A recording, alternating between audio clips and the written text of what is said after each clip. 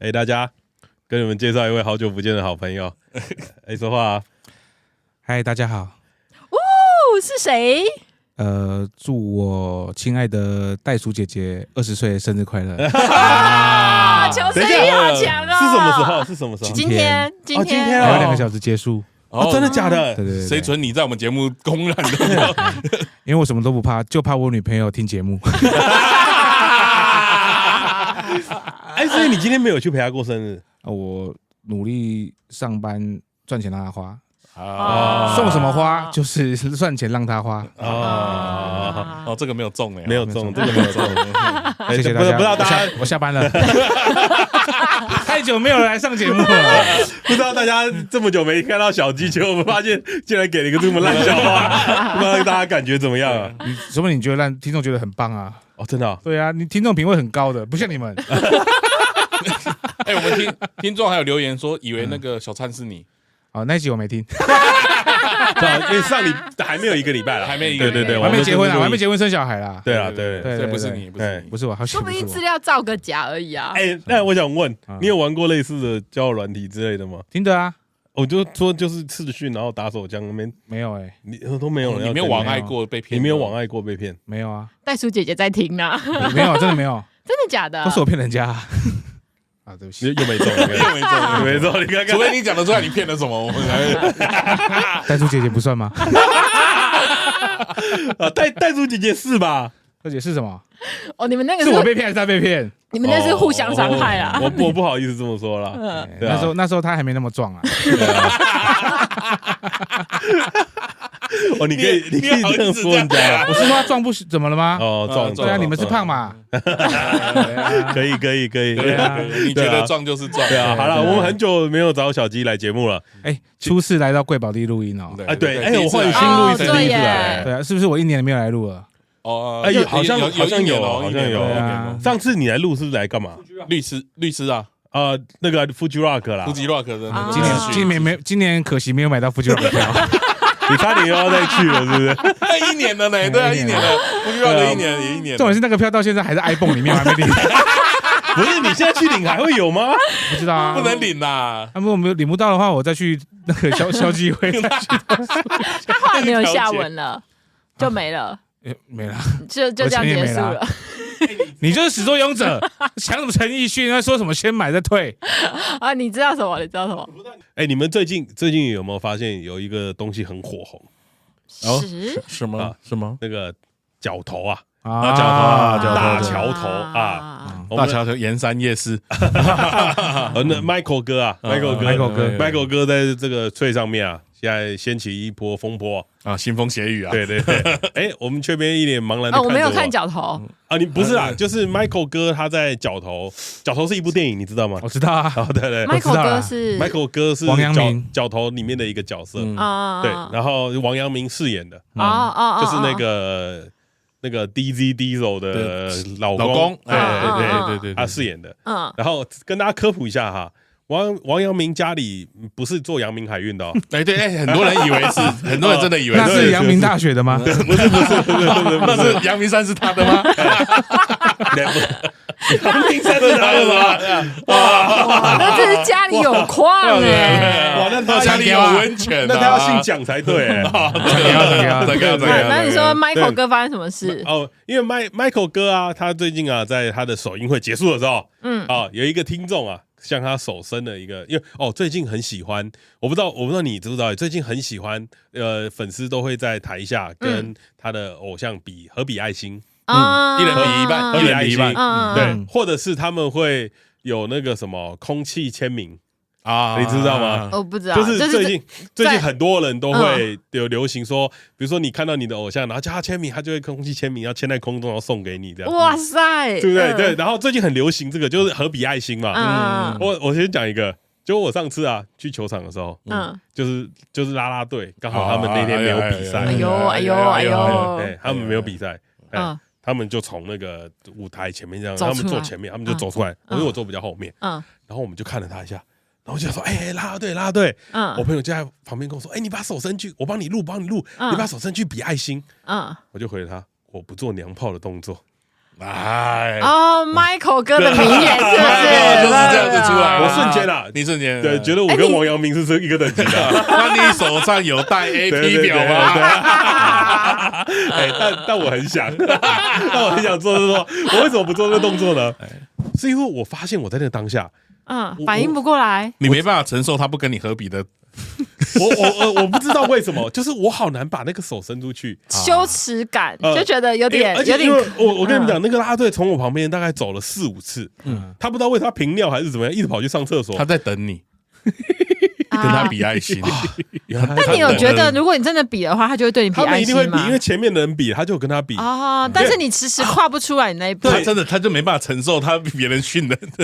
不是他，因为他们啦啦队，他们都会喜欢跟大家互动，因为简单来说，我们就是他的干爹，对啊，所以嘛，他们要你的支持，就像如果今天有听众在路上碰到你，跟你比爱心，你会不会比？我会比爆，对，你已经比爆了，你要我用哪里比，我都跟你比。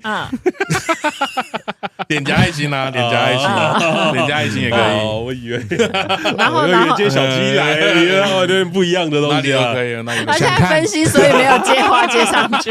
我甚至那天比很多爱心呢。对，就我不知道为什么自己做不了这件事情。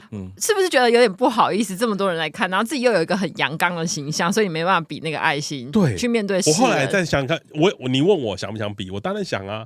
内心其实我会觉得那个动作是一个纪念吧，就有点像是如果你蛮喜欢这个女生，然后她愿意跟你比爱心，你也会觉得很开心啊。会啊，对，你肯定会觉得开心的吧？就被射到了，对啊，你会就我操，然后中就射中，对啊，但是我当下我真的比不出来。郭胖，如果是你会比吗？我会比啊，我绝对比啊，我怎么可能不比？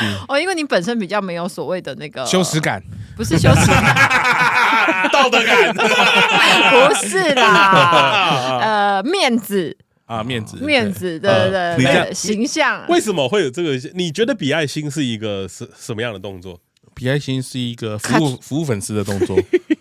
可是我说你今天你要跟你的偶像比爱心啊，如果今天卡宝 Katrina， 我比爆啊，干嘛？我就会比爆，要多大有多大，我可以用全身比一个超大的。还是那个啦啦队你不够喜欢？没有，我有想过，今天不管是哪一个啦啦队走上来，我都是一样的感觉。你有女神的那种，就是你一定会有几个比较喜欢的，可是你没有办法在那个当下做那个动作，我真的不知道，就是放不下自己的面子。对，我真的不知道为什么。然后当那个 Michael 哥。今天在首映会结束的时候，那个粉丝跟他比爱心，他不能跟他比，然后粉丝就把这些话放到碎上面去，然后就说啊 ，Michael 哥就不跟我比爱心，他很心碎什么的，然后他就在下面留言啦，我才不比这个娘炮的动作，是 Michael 哥留言的，亲自留言 ，Sunny Boy，Sunny Boy，对，好像有3个，对，我才不比这个娘炮的动作，然后我就会想，这跟你一样吗？跟你想法一样。就为什么他不比？但我不好意思，我插话，我等你好久，你现在才插话。对，因为巨石强森这种这么 man 的人，他们有没有比过这种动作呢？有很多人都比过，其实大家都有比过。现在比爱心是一个很简单的事情啊。对啊。那你为什么你自己是觉得你拉不下脸，还是你觉得要帅啊？要帅哦，有可能对，觉得你有偶包，不是我不可能有偶包，有偶包就不会跟你们录 podcast 了。会有偶包，什么偶包？如果你没有偶包的话，你是录 YouTube。那有啊，绝对有，那偶包可重了，痛骂人，痛骂人，但确实有啊，对吧？就是我们不可能会有偶包这件事情的啦。但我觉得桑尼哥那个应该是他演的是一个角头。他又是在电影宣传后面，他那个形象，他如果跟你比爱心，他就跟电影那个角头不一样啊，对啊。可是后面的那个郑仁硕，他也是演角头，他有比爱心哦。啊，真的吗？他要比爱心，真的吗？你知道这件事就会，大家就开始把那个丢出来，就是大家会找全世界最 man 的那几个人啊，馆长也有比爱心哦。对，馆长是真的角头，对嘛？他们都有比爱心的时候，我就在思考。Michael 哥这个时候不比，他是为了什么？酷酷的形象。对他是为了他的这个形象嘛，因为他自己可能有说，因为他在后面有解释嘛，就是如果你们不懂电影宣传是什么的话，我也不需要跟你们废话。其实他是想要说的是，他想要维持他 Michael 哥的那个形象，人设在那边。而且你如果有去看那个最近王阳明他在特映会上面的访问什么的，其实他会一直骂脏话，就维持他的电影人设这样吗？对，然后那部电影其实在税上面被骂爆。被骂爆了，真的完全被骂爆了，因为他们就有人还在税上面统计嘛。我今天看了一部电影，结果骂了几次林北，几次干你娘，然后几次干，然后什么的，就统计出来，就全部都是脏话。他们都会觉得那部电影很没有意义。很多人会觉得那部电影就是有点，就是都在讲这些东西，就是他们觉得那很无聊。然后那部电影因为Michael哥也被骂爆，但是你知道发生一件很有趣的事情吗？就像票房大卖吗？对，就是鬼才知道，就是前阵子最猛的，大家一定都知道鬼才知道，因为鬼才知道就是广告打超凶，然后陈柏霖啊、王静疯狂上节目宣传。鬼才知道的票房截至这个礼拜2周3000万，3000多万，2周3000多万，角头4天7700万。用了一半的时间赚到1倍的价格，是1/3，4天7700万。我们昨天在跟彼得在聊这件事情的时候是4天6000多万，今天变7700万。今天第5天，你有看了吗？我还没看。我先说，我相信角头电影一定不难看。我好难理解哦，因为它是好几部曲中的其中一部。大桥头这部电影在讲是角头宇宙啦，对，就是角头，就是台湾角头这个电影，其实是一整个系列。然后他是演最早以前的电影，就是最早以前的传嘛，所以你会看到有些死的人都回来了啊，可惜小鬼回不来了。是不是就有点以前？这很地狱耶，你娘嘞！不是，就真的很好看。他小鬼那部角头很好看。其实就有点以前古惑仔的那个系列的感觉吧。有。你讲这句话我就要生气了。为什么？不可能，古惑仔是没有人能超越的经典。你多是风雨雷。我觉得最好玩的是我在脆上面一直在海巡这些东西的时候，我寻到一个超好笑的，就有人在留言说。为什么8+9都是短头发包手？对，然后就是嘴唇很红这样。对，都不是，因为芒果干吃比较多。不是，他们都会觉得说，为什么8+9一定都是要剪那种头发寸头，然后染很鲜艳的颜色？他说，难道没有长发加1的8+9吗？对，就你就贴郑伊健的照片。Sky 哥哥，全世界没有比他更飘逸的8+9了吧？我那时候勾起我心中一个印象，看这就是我的神啊！你说 Sky 哥哥吗？一面，他要来开演唱会了，对他要来开演唱会了，他高雄巡回嘛，都不知道他唱什么歌，等一下不是郑中基吗？不是，是郑伊健也有，郑伊健开演唱会，对，郑伊健来开演唱会了。然后我在想的是，为什么我会这么喜欢 Sky 哥？不是 Sky 哥哥。我要再跟他浩南，只能有一个浩南。我先说我没有这么喜欢 Sky 哥哥。Sky 哥哥到底是谁啊 ？Sky 哥哥是《极速传说》里面的郑伊健，状况好的出水的。不同人，可以啊。Sky 救我 ，Sky， 这是不同部电影。我有没有选李希嘞？你看拉我们讲嘛。你讲完。就 Sky 哥哥是《极速传说》里面的，他不是8+9哦，他只是一个赛车手而已。然后那个古惑仔是陈浩南，里面是陈浩南，他是有兄弟的，他是黑道啦，你知道吗？我在看古惑仔的时候，我在看那个他在救小结巴那边我看我整个哭出来笑屁那段超好哭的，那段歌我不知道你们还记不记得叫《甘心替代你》对，甘心替代你，对。干，我以前高中的时候会去 KTV 点这首歌，然后我会觉得我超酷。为什么？什么叫为什么？因为这个酷妹，你不懂。他就是很酷啊。那你有没有穿牛仔外套？没有。你可以哼一下15秒内那首歌吗？我现在分不出来。可以啊。烽火天后地在挑醒我甘你。15秒了，15秒，我大概有印象了。余生我与总遗留心事。因为我看那一段的时候，我完全没有感受到，我觉得小结巴好可怜哦。就是他被乱枪打，他被乌鸦打死了。对啊，他在沙发上被这样 biu， 然后乌鸦就 biu 对，就是完全感受不到，你觉得他很感人的那一我也不知道哭点在哪里。不是因为小结巴，他很爱小结巴啊。你看到你最心爱的女人躺在沙发上被这样射，你不会难过吗？然后我觉得最棒的一件是下一幕。被拿去拍《香蕉周刊》不是啊，李胖子，肥老李啊，是先拍香香蕉周刊，对对香蕉周刊先拍啦。最感人的那一幕是山鸡拿着2颗芭乐走出来啊，对，走啊，走好的，走啊，就是他想要就是拿着手榴弹嘛，然后走进来，然后就是要救浩南嘛，快走啊！那面很感人兄弟情兄弟情啦我想说你感人到底在哪个部分？我有点 get 不到。我感人的部分是你他妈这里种西瓜，西瓜大我的泥鳅肥，那个是后面的，那是后面的，但是我觉得长毛你给我出来！古惑仔2跟3之后这样，小结巴死掉是第3集，对，然后他们讲的那个是第4还是第5了？那你觉得感人的点是不是某种程度上是满足了你的男子气概的诠释？你觉得那个地方就是完全诠释了你？应该是这样，我觉得男人就应该这样。对，我想说是不是满足了你对这个的想象？柔情又有柔情，我们想象中的男性就是应该这样你懂吗？就是他很爱一个女生，然后他又有兄弟愿意救他，然后他们会在最危险的时候很帅气的挺身而出。他不管多危险，他都会去保护他的老婆。那你现在长大了，你怎么看这件事？他就是兄弟都是他就会发现兄弟都是落井下石的。你觉得怎么样？你长大现在怎么看这件事？我怎么看？我突然不知道怎么回答这个问题。你说他们在干嘛？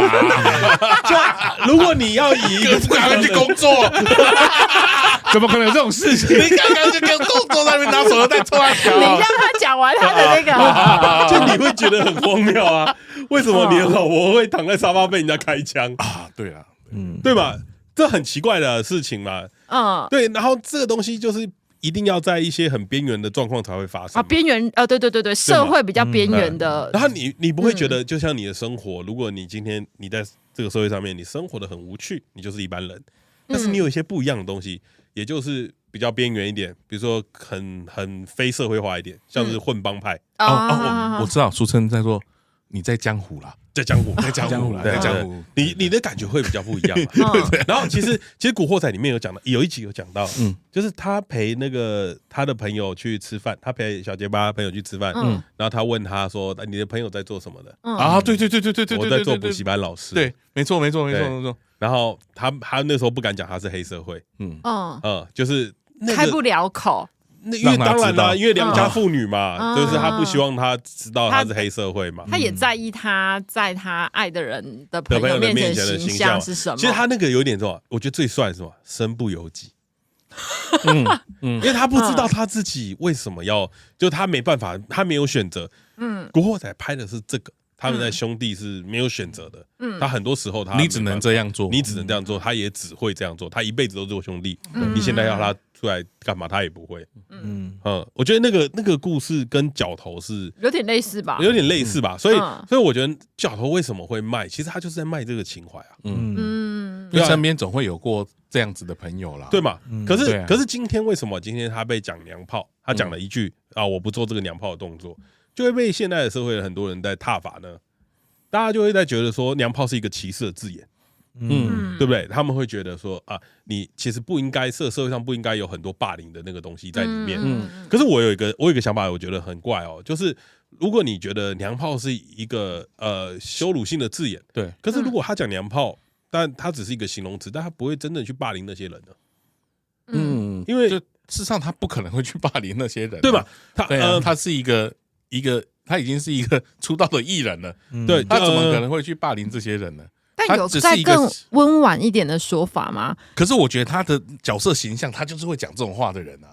可是你已经下戏了，在这个现在这个性别平等的社会，但在宣传期，要维持好形象。那些当然是有些，所以他的监制有说他有请就是 Michael 哥退假，对，我觉得他可能就是想要在宣传的时候把这一面表现出来，很阳刚的味道。但是我觉得。你说应该是说社会大众对于男生讲说我才不做娘炮这句话比较多的意见，不是说是王阳明讲的还是谁讲的？我觉得现在这个社会，你只要在网络上讲的这句话，你都有可能会被炎上。为什么？你要先说为什么？因为娘炮就是一个贬义词，对，像女生有什么错？对，像女生有什么问题？为什么像女生就是一个很奇怪的动作？对啊，我小时候也会跳爱你啊。对不对？哎，那真的很奇怪，那真的很奇怪，我就很惊讶哎。对啊，青花多一点，自从你生日之后，大家都知道你有没有跳过喵喵喵？也有嘛？没有，怎么可能？我才不做这种娘炮的事情。但我在想说，会不会是真的会有更好的说法？因为对于我来讲，娘炮确实也是贬义词，没有错。哎，为什么你会觉得它是贬义词？就像我被人家讲说，你不要这么男人婆，我也会觉得它是贬义词。对，就是我觉得那两个是平等的，但我不确定是从什么时候开始，我认为娘炮是贬义词，或者从什么时候开始，我认为男人婆是贬义词。然后那一天我好像有在 Trade 上面，可是我不知道是这是发生的事情还是怎么就划过，就有人讲说，如果同样的事情发生，然后他其实大可以说，我不跟我老婆以外的人比爱心。这件事也可以展现他的帅度，他只是换一个说法去讲而已，但他一样拥有他的帅度。我觉得他惹人争议的应该是这个点吧。你是一个公众人物，你有更好的方式去诠释你的角色。那万一他也不跟他老婆比爱心，man 到底，太 man 了吧？他说你真的都不比。但我觉得我在他下面的那个最近有人 po 一个照片，他在某一个公益活动有比一个很大的爱心。公益不一样，所以今天不应该讨论这个事情，不应该讨论我们的 Michael 哥到底该不该比爱心，应该要回过来，为什么娘炮是贬义词？我觉得我有一个想法，不知道是不是？我觉得娘炮有点像是在人家身上贴的那个标签。如果我今天讲我是娘炮，不会有人说什么。可是如果我今天我讲郭胖是娘炮，会觉得，哎，这什么意思？凭什么？不是你懂吗？就是我在帮他定义他的性别的光。你说你讲自己会没问题？因为我讲自己，我定义我自己没有问题啊。可是我定义你是有问题的。你不该去定义别人，我不应该去定义别人的性别光谱到底在哪里吧？对吧？所以我觉得真正娘炮的问题是出现在这个地方。那我觉得那就要来讨论另外一件事情了。如果这件事情你们认同吗？你们认同吗？我是认同的。对，好，那这件事情认同，我们来讨论另外一件事情。如果今天有人来说你这个臭直男，我该生气吗？该，对嘛？该，对不对？我应该要生气吧？对，因为你没有臭啊。我就是在讲这个，就是你讲我直男可以，但你不能加臭。他讲说你这个恶心的直男呢，那如果他们讲这句话，我常被讲啊，你们直男就是这样，你应该不该生气？该，要生气，应该要生气了吧？对不对？可是我们可以生气吗？我不会生气，可是我不会生气，为什么？因为我就以直男为自豪啊。这就是我觉得很好玩的地方啊！为什么你不能有人以娘炮为自豪呢？那我觉得这个，你说你们自然都这样。另外一个讲法，讲女生的，不就说找狼哦？你会不会生气？如果是女生的话，你找不狼底下呢？找不狼哦？你要问找不狼啊？你不要问我。应该是说，因为我就是常讲我老公坏话，然后我可能就是有时候就会说直男怎样怎样怎样之类的。然后有时候我也有意识到这件事情，就是被讲的那个，就是对我来讲，我觉得直男是一个很可爱的称号。我并不是真的在 diss 你什么之类的。某种程度上，我是觉得你的不解风情这件事情是很可爱的，但是我本人对直男的定义，但我后来才发现，每个人对直男的定义是不一样的。对吧？等到娘炮了，不是吗？对，你懂吗？就是这件事情可能会。就跟娘炮一样，每个人对娘炮定义是不一样的。我们先说，我绝对不可能觉得娘炮是一个贬义词啊。对于我而言，我觉得娘炮动作的男生很可爱啊。所以你不喜欢直男这个称呼？我蛮喜欢的。对啊，但我觉得没有这么严重，你知道吗？娘炮这件事情对我来说真的没那么严重，因为我身边有很多曾经被误认为 gay 的男生，他们很好笑，他们就说：“看我真的喜欢女生，等下哪天我一定要开杂包给你看嘛。”对，你懂吗？就是我没有必要证明这件事给你看嘛，但是我就真的是这样子啊。可是他们被讲这件事情的时候，他们都会觉得说：“哎，为什么要这样说我？”他们会觉得这个标签贴在自己身上会有点不舒服。可是现在的状况是，我们只要有人讲到这样的词，他们就会觉得哦，你在攻击人。可是就假设如果有人说：“哎，你这个大直男”，我就很开心哎。你怎么知道我住大直啊？对不起，这个又没中。你们喜欢的小鸡就是这样，你听听看，好棒！来，你们是不是有人笑？来，请留言，你是不是有人笑？哎，我原本以为你要讲，你怎么知道我很大？对，我本来以为这样子，我是个大直男，我忘记你刚刚讲什么了。我很快，我很在看，就被他洗走。我忘记你刚刚讲什么了。我会觉得直男这件事情，现在在社会上面来说。虽然它看起来像是一个没有攻击性的词，可是其实现在很多人拿这件事情来当成攻击性的意义。好，直男行为研究社，对，直男行为研究社。所以直男到底是好还是不好？我觉得很多人会在讲另外一件事情，比如说女生在聊天，他就直男啊，他们直男的行为就这样啊。我们当下我们就所以直男的行为应该要怎么样？你懂吗？对我们来说，我们也会有这个疑问啊。可是但娘炮这件事情，你知道就会被放大的很大很大很大。但我也在想说，是谁放大娘炮这件事？虽然有点不可考，但是我觉得是性别平权，在意性别平权的人啊。但是这件事情，我们就会回过来讲聊直男这件事情好了。其实我觉得现在的男生生活在这个社会上面，其实某部分来说，比很多性别都还要辛苦。我们来举个我们刚刚在聊奥运的例子嘛，对，你也讲一下，就是奥运场上啊，大家不是都是身材很好的那些男性、女性嘛？对。但是你就会看到，在网络上有一些直播旁边的那个弹幕，或者是一些 YouTube 下面讲弹幕、讲留言啊，讲留言啊，有一些留言啊，惨了，有一些留言呢，它上面就会说，哦，那个谁谁谁好可爱，比如说像是。有一个陈康跳的学生，他不是身材很好嘛？然后大家都会很称赞他说：“哦，他很可爱，他长得又很帅，肌肉也很漂亮。”对他们女性留这些言的时候，下面都是一片附和嘛，然后也按赞说他几年前参赛的时候就很可爱了，然后会去贴他以前的照片怎么样，把他找出来，他露送他把他以前的照片还有他私下的穿着什么都会找出来。但是没有人会去觉得这件事怎么样。但是当我看，比如说我跟阿土我没有。我们上次之前不是有讲过，阿土有推荐说大家去看女子田径吗？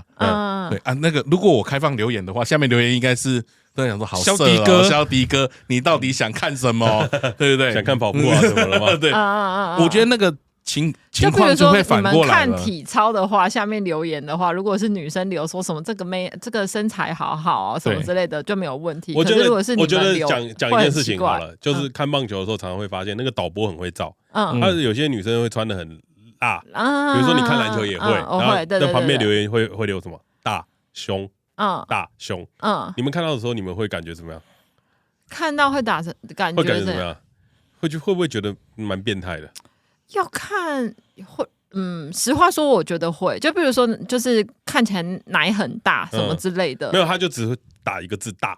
大我可能觉得还好啊，但是如果比较有，你知道他在暗示那个，因为一排人都会刷这个东西，就比较大，好凶，大，然后777之类的，但是如果今天是女生讲说，哇，这个小鲜肉好。身材好好，也写大，旁边也抓大，你知道这个时候男生跟女生的差别是什么？男生会说好大。你说男生看男生看到鸡这么大，会说真的好大，太扯，你懂吗？太扯，好屌，我们就没有这个，就对这种事情的包容度吧。我想要 Dwight Howard。但的确，我觉得这件事情在男生身上的确是蛮吃亏的啦。实话说，的确是，就是比如说在留言这件事情，确实男生再多留一点就是修饰性的词汇的时候，的确会被放大很多。是啊，然后我们再回过头来看，说大家对于男性这件事情、直男的定义这件事情的时候，你会发现很多人对这个社会上的传统观念，会对于男生会有一个我觉得很奇怪的字，叫一个奇怪的成语，叫五子登科。五子是哪五子？来，你今天都不说话。我知道房子、金子、孩子、妻子、车子，五子登科。为什么要五子才可以登科？登科就是一个，比如说你成功了的样子，就科举，就是代表你什么都有了，然后人生就满足了。那为什么男生要五子才可以有登科？难道他今天没有房子、没有妻子？没有孩子，就是社会上给男生很大的一个。那再讲人生胜利组，什么是人生胜利组？男生就是大家在形容这个男生人生胜利组是什么？就是有车有房，父母双亡，老婆漂亮，然后有孩子。那我讲一下，我帮我朋友广告一下，我朋友有车没房，父母双亡。他如果有想认识的来找我。你朋友谁？我朋友是我棒球队的学弟啊，对，很酷如果那我可以认识他吗？不行，半个人生胜利组。回来好。所以你不觉得这个人生胜利组这个词会出现在女生身上吗？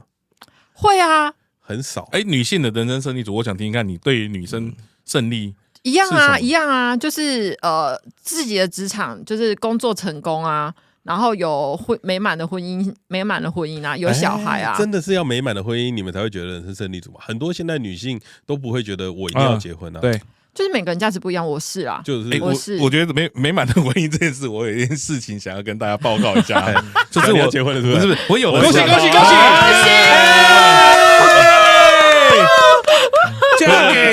嫁给他，没有是小鸡呀，不是。我之前不是有时候会回台中嘛，然后我每次约这些结了婚的这些同学们出来的时候，每个人都叫我不要结婚，然后每个人都有孩子、有房子、有车子、有妻子，他们应该是要登科的，他们要跟他登科的吧？然后每个人都油头咖宾。都觉得压力好大，你不要那边靠背，我没有靠背，我跟你讲真的，真的，我跟你说真的。那我跟你说，我的女性朋友也都跟我说，你可以结婚，但是不要生小孩。但是大家都跟我说，你要维持是婚姻的幸福的关键就是不要生小孩。但我男性的朋友都跟我说不要结婚了，连妻子都不要有，但可以生，没有，他没有说可不可以生，他说他就都不要结婚，你都不要有，我好羡慕你。你现在这样子好爽，这样，然后每个人都在想说，小朋友接下来要干嘛？明天上学几点？然后我几点就要回家了，然后我太太又要干嘛的，然后他们就会说，真的蛮辛苦的，因为还有房贷要背，然后又想要租大房子了。那我问你一件事情，你会认为男人有肩膀这句话很帅吗？男人有肩膀很帅啊，确斌你觉得呢？我觉得很帅，但是更可怕的是，我觉得把这句话当成应该的男生，我应该要有肩膀的这个男生。我觉得最好玩的就是，其实大部分的男生，小鸡一定也认为男人应该有肩膀吧，对吧？所有的男生都会把这些东西奉为圭臬。对我们来说，我们应该要一肩扛起很多的东西。然后我们甚至在扛起这些东西的过程中，我们不能有太显露的情绪。我们不能有太负面的东西，因为我们是要情绪稳定的人，我们永远都是要当你的支柱。但我想问的是，那谁来当我们的支柱？没有，就是这群酒肉朋友了。不，你会不会接话？是我们这个节目啊！你会不会做节目啊？哎呀，你真的是大家都做球了，抬起来了，是不是？我们这个直男第一品牌，你不推荐一下？对啊，我就说我们这一群人就好了。对，我们这些人，就在这些东西来说，其实我们会看到很多传统的价值观念会压在我们自己的身上。然后我们会发现一件事情，就是我们现在所有看到的男性困境。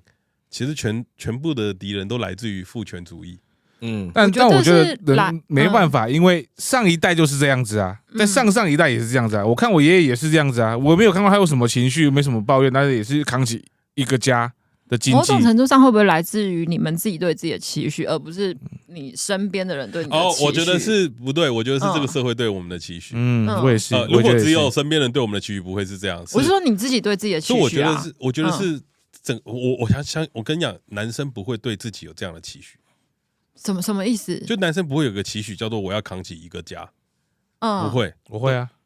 不，因为我现在扛不起啊，所以不是那个是社会告诉我们，我们应该要这么做。不是我只想干嘛？我只想打电动，我只想打手枪，我只想看 A 片。事实上，就是如果你再重新投胎这件事，我想过这个问题。假设让我再重新投胎一次，可以选择男性或女性这件事情，我绝对会选女性。因为说实在话，我觉得男性要承受社会上的给予你的期许的责任太重了，然后跟我觉得社会给你的期许就是这样啦，然后你自己不可能不顺应的社会的框架去走，所以当你达不到的时候，你会自己给自己很大的压力，但每个人压力转达的方式不一样，所以在那中间就会产生更多的情绪的一些牵扯，我自己觉得，所以我认同我们刚刚讲回来嘛，所以我觉得其实所有的东西的我们在讲男性困境的这些同事，其实我们的敌人就是父权主义啊。我觉得像阿图刚刚讲的父权主义，男生要有肩膀这件事情，我觉得为什么女生不能有肩膀？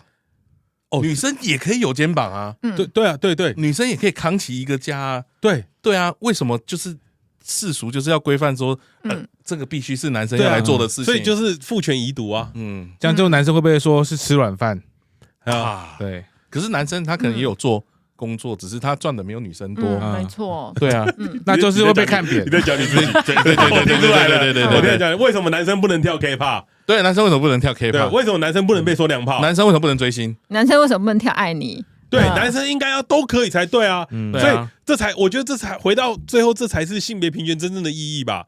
你不能去限制我们想干嘛、想做什么，然后拿一些社会的规范压在自己身上。应该是所有男生都应该把这东西解开才对。我赞成。那你愿意当兵吗？我不愿意啊。不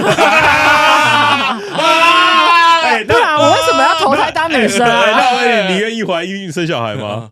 我如果是女生，我愿意。对。那你那是不可，你那是不可。我跟你讲，没有怀孕过的人讲这种话，不是，你是不太可能怀孕，但他有可能去当兵呢。对啊，就我觉得这件事很好玩啊。我们在看那个男性困境，其实我有一阵子真的很苦恼。为什么男生在这个世界上面，要背负的东西，我觉得远远比大家想的多。大家都说你们占的福利很多，我看不到。其实对于我们来说，我真的觉得我没有看到任何好处。然后，但是我们其实要背负的很多很奇怪的东西。然后这些东西我们又不能讲出来，男人真命苦了。因为会有一个想法吧，你那么软弱要干嘛？就像是那个浩南会来对我说，就是你要坚强。对，你要坚强。浩南也是不跟人家讲说他是补习班老师嘛，对嘛，就是他身不由己嘛，他在江湖里他选择这条路，他就要做完嘛。对。你必须要走在这个大家社会规范，紧张到讲不出话来。规范的男性道路上，对你才有办法继续往下一步、下一个阶段去走。对啊，对，不然你在这个社会上，你到了晚年，你会越来越没有立足的地位。我觉得我们社会上会给，比如说你现在，不知道你们有没有亲戚是那种都没有不婚的，那他到了这个年纪的时候，大家会怎么看他？大家私底下亲戚在讲他的时候，是不是都是不会讲到太好？通常都是这样子的，对不对？都说他游手好闲，或者是怎么样啊，也不成家，不负责任，没有责任感。对，我觉得光是讲这件事情，就会延伸到娶越南老婆啊。之前也有闹很大，很多人都会觉得男生，如果你40-50岁，你要不要娶个越南的？然后你在以前那个年代啦，其实像我们身边的朋友。我的大学同学有人曾经也有被家里这样提议过，然后我第一个想法，我也是会觉得说，为什么？就是他就说，反正他也不知道怎么，就是比较乡下嘛，他们也不知道。其实这种东西的观念都一直存在啊。其实为什么一定要娶老婆？男生一定要娶老婆才可以，算是一个比较成功的人生呢？我觉得这个可以衍生到另外一个社会现象，叫求偶焦虑。男性困境会衍生到求偶焦虑，男性困境的确会衍生到求偶焦虑，因为现在大家会把一些女生标签为台女，台女的形象现在大家都觉得很不好，就是会有一些公主病，或者是我的找的对象一定是要多金、帅气，怎么样的。那当没有这些条件的男性的时候，他们会自卑，他们会觉得说，我是不是在这个社会上是没有竞争力的？所以他们就会出现求偶焦虑。你就会发现他们这些就像小灿一样。谁？对，就像小灿一样，对小灿，对。但求偶焦虑女生不是也会有吗？当我到某一定程度的上了适婚年龄的时候，没有结婚，承受的社会压力也是蛮大的。会被说什么大龄剩女啊？而且我还不能娶越南老公，我有钱还不能娶越南老公。你有钱就可以，你有钱就可以，你可以娶菲律宾小白脸。非常赞哦！没有啦，就是这个压力不是就是两性都一样，必须要面对的嘛，就是这个社会给大家的框架，我觉得一定都要啦。就是男生，可是男生他们会找很多，这个社会会逼你去完成这件事情。女生不会吗？我觉得应该是说女生，比如说像你，假如这个年纪了，你还没有对象的话，你会要求他有什么条件？有车有房，父母双亡吗？我觉得这件事很可怕，因为我本身就比较南部人一点嘛，那南部的有一些就是长辈们，其实在你这时候你要结婚，我们其实已经不太看条件了，就是我只希望你有人可以顾，然后他的经济状况你们能好好照顾彼此就好了，我已经不要求他有车有房什么这件事情了，然后有手有脚就好了。大概是这样，对，但我觉得那不就是社会给大家的一个框架嘛？你的人生就是一个圆满的人生的旅程，就是要有这样的过程。所以我觉得就父权这造成的问题啊，这是父权吗？因为父权社会就是这样子啊，他们都会希望你一定要有一个完整的家庭，然后你最好还要有一个还不错的工作，然后有孩子，然后他们就不奢求你这个人怎么想，他们只奢求你应该有这些东西，你才会是一个很棒的成功的男性，对啊。就像刚刚讲的嘛，五子登科嘛，人生设计都是啊，其实就是有点像打电动解任务，要把这些解完，就是一直压在自己身上啊。其实就会衍生成刚刚讲的是娘炮，其实就是贴一个你觉得不舒服的标签在你身上，对啊。那其实直男在面对这些男性困境的时候，其实大家自己去想想看，那些东西其实也都是自己给的。哎，没错。而且我就是有点不太理解直男是，我拍摄我打断你，我不太理解直男是为什么这些事情是没有办法跟别人分享的。就是最让我压抑的是，我觉得我老公已经算是比较会抒发感情的人，对于我来讲，我会可能会一直去问他什么之类的，发泄在身上，说他只是他出口比较激烈，这样就变成真的很父权了。啊，就是，但是我就有点发现，他在跟他同朋友之间是不会交流感情这件事情的，男生不太会，我觉得很讶异耶。然后包含，比如说我家前阵发生的事情，我会大肆跟朋友抒发说我现在该怎么办，我可以怎么处理，然后别人觉得我这样好像很失败，然后就是我都觉得没有办法，我就是这时候我就是需要外来的情感支援让我去处理这件事。但我发现这件事情在男生身上是完全办不到的。不会有，那男生会用另外一个更烂的笑话带过这件事。对，然后我女朋友有时候也是会说，为什么你有时候有一些压力啊什么，难过都不跟我说？我说这个不需要跟你说。为什么我自己承担就好了？不理解，男儿有泪不轻弹。对，我不理解但这是你们给自己的。那我有个问题，跟你讲，你可以帮什么忙？我可以啊，我能帮我就尽量帮，我会帮他想办法。情绪价值了，对啊，情绪价值不是因为对我来讲不够，情绪价值没有办法解决我们想解决的问题，我就不会讲，就不会讲了。扎马尾，开始扎马尾了，开始扎马尾，要开战了，要开战了，扎马尾是我吗？不是，但是男生很简单的啊，真的哦。但是对女生来讲，不是情绪价值就可以了吗？男生就是扎马尾就好了。扎马尾是什么意思？准备动作，你去看那个迷因啊，就是有一个女生，就她被拍个抖音，她说当你发现你今天男朋友情绪不好的时候，你该怎么做？然后她就对着镜头笑一笑，然后开始扎马尾。为什么马尾控吗？没有扎马尾就准备要吃一些东西，要口活。他口活要讲的这么细，要讲的这么明白，对，抱歉，就你看那影片，我有笑出来。你那个是情绪价值拉到满了。对，我没有，我觉得就这男儿有泪不轻弹这件事情是对我们影响很深的。就像你会觉得我们一直都会觉得古惑仔帅爆了，太 man 了。对，可是我们从来都不会觉得今天有一个就我们在看电影的时候，我们不会觉得有一个第三性的或者是比较阴柔气质的人，他的成功的故事会让我们觉得帅爆了。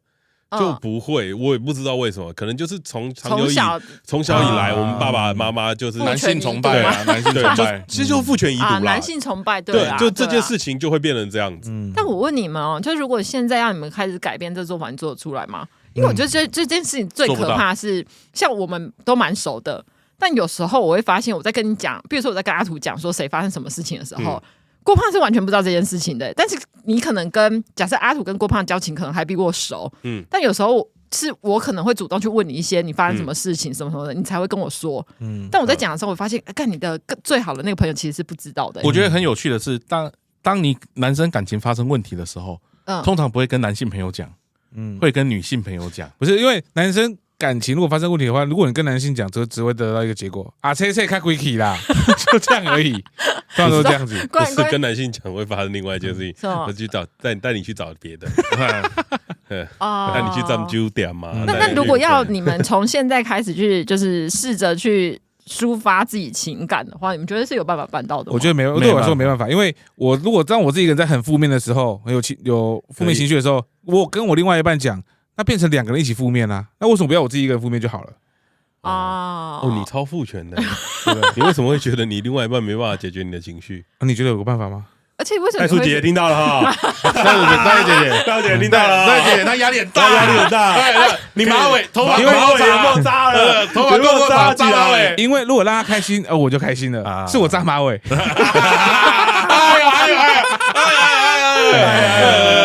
付钱的是他，我流得满身汗了。好了，那今天节目的最后呢，我们来念一下我们的抖内又抖内了吗？太棒了！对，那我想知道下一集看会不会有抖内，再念一下。如果我来了之后，那如果下一集可能会有啊，没事的，对不起。好，我们今天进入我们抖内的环节啊！偶数庙说，当了太多集的免费仔来还债了，祝大家身体健康，吃大餐还能瘦10公斤，哇，肯定的，办不到的，这个那真的是鸡胸肉，这个也在活在异想世界啊！吃大餐瘦10公斤，你有病是不是？可以这样，我早就不知道瘦到哪里去了。你每天都吃大餐的意思？OK 啊，先感谢干妈，对，干妈那时候还按了一排赞啊，对，干妈，那是我是庙啊，对，因为干妈被我说你都不去按赞，按了一整排，对，好了，那下一位匿名的宝贝啊，匿名的宝贝说每个人都有秘密要带到棺材里去啊，小灿愿意分享也算是警示文，听起来很蠢很傻，但毕竟讲出来是希望有人告诉他没事啦，继续往前走，往前看吧。大不了道歉啊！双胖跟彼得给的陪伴很重要，让他不孤单，因此抖起来。抖起来，是，但我们不会给他哦。你这一点不够补，你要补多一点48000。你这一点不够补啦啊！你这个一点点加油不够啦，直接添5万给他啦。匿名宝贝再加油哦！对，小蔡那个分享我觉得很赞啦，就是希望大家不要走歪路了，谁没有走错路过？对啊，大家在这个地方人生的交叉路口稍微注意一下就好了。人生的导师小灿。啊，下一位美女猪啊，美女猪说好久没来抖内啦，意思一下，喜欢雀边跟2位40岁老人的聊天，什么意思？然后他一个算是祈求的脸嘛，然后说爱听请多录啊这位我大概知道是谁，应该是碧珠吧。碧珠对，应该是碧珠，因为碧珠前阵子很好笑，他在Twitter上面就是说啊，求推荐那个 Podcast 搞笑的干话 Podcast， 他说干话优先，他那一篇超多人在下面回，真的然后超多人，因为我在上面下面马上就回了一遍那我推荐干笑死，里面听说那个碧珠长得很漂亮，他可能心虚了，你这一篇回文值这个价钱啊？你这一篇回复值这个价钱？太少了吧？太少了吧？再看一次太少了吧？对啊，谢谢碧珠啦，谢谢碧珠。但碧珠有说啦，就是他后来有私讯我们的 IG 嘛，他有说听了这么多，还是最喜欢我们啊，不能讲最喜欢，他这还是蛮喜欢我们的然后他有一个就是很气的表情吧，之类的，我不知道气自己为什么这么喜欢你们，不争气啊，还是气他那一集被下架？口嫌体正直啊，口嫌体正直啊，对。你有看到刚刚那个雀边露出疑惑的表情？什么意思？对，雀边没有回那个留言，因为留言其实他在写什么，你知道吗？他在写说我很认同雀边在那一集里面的讲法。对，我前阵子没有在，我前阵子因为刚好出国，所以没有什么在看 IG。没在你出国前。有了吧？前一天还前2天吧，对，拿走了。碧珠，你那碧珠留什么呢？碧珠，你知道要找谁？从现在开始，我就会每天都认真看留言，我是留言守护者。我就跟你们说啦，那个上面会回的都只有我啦。没有啦，我有时候骂我的话我会回。我现在开始认真回了。你现在开始认真回了。好，那下一位留言，Han 说，你各位记住啊，不用钱的最贵，奉上对小灿的同情，加油啊！小灿，对，距离48000还剩多少呢？哇，这个差远了。我们鼓励大家，你同情之外，还是要拿出实质的鼓励，实际一点啊，你这一点对小灿一点都没有帮助啊！讲得很懂了之后，我们会给小灿一下。你小灿旁边那个3点水都不够啊！多一点鼓励，对啊，好啦，还是谢谢 Han， 谢谢。好了，那我们来念一下 Apple Podcast 的留言。哎呦，最近留言很踊跃哦。Apple Podcast 留言，拉留的，对，拉说一开始听还没有看过 IG 的时候，以为阿土跟郭胖是2位瘦子，冷静一下啊。后来看了 IG， 整个惊呆了。他说有高血压又有痛风，真是无比惊呆啊。然后他有留言，他说阿土的声音很有磁性沉稳，感觉懂很多，看到本人照片会有点搭不上。你曾经阿土也是很瘦了，我刚认识阿土的时候真的很瘦了。那个时候很瘦吗？70几不是吗？那时候对我跟现在比算瘦了。对啊，我认识你4年胖20公斤。但是你的问题还是我的问题，因为我也胖20对啊，然后他说郭胖的声音会觉得还像小男孩一样，所以得知你们快40又再次惊呆啊。郭胖的确听起来像长不大的小朋友，包含讲出口的话吗？这是一个出社会人讲的话吗？包含思想，对，主要是讲出口的话的部分。然后他说雀边没看过照片，但想象中的雀边感觉会是工作上面很干练，很干而已啊，没有练啊，把练拿掉。但私下很有反差感，喜欢水晶50水方面的感觉，对于日常生活技能也不太会的女生。这你倒是说对了，没错。他说我想象中的雀边也是瘦的。那你真的全员都猜错。对啊，我对啊。那他觉得你是胖的吗？什么意思啊？他觉得我很有磁性啊。懂很多啦。看到本人照片会有点搭不上，好，当你没讲。好，那再念一篇，因为那个拉柳就是再留新的一集，然后他有在留言，他说听完最新一集真的是难得一集皱着眉头听完的，完全无法理解。小灿吗？对，小灿。他说如果不是想出轨，为什么不是看一篇自己敲就好，还要找一个实体的人呢？可能不是男生真的无法理解，但我觉得如果真的有把老婆放在心里的，不会做这种事吧。拉拉，我觉得你结婚过了10年之后，你再问这个问题就好了。他们还是新婚嘛？拉拉，你听听，这是小男孩会说的话，您给我听清楚了，拉拉。这是小男孩。我们用一点时间简单讨论一下问题。刚刚拉拉讲了一个东西，我觉得很有趣。他说。为什么不是看 A 片就好，还要去找一个实体的实体的女生来敲呢？因为2D 看腻了，想看3D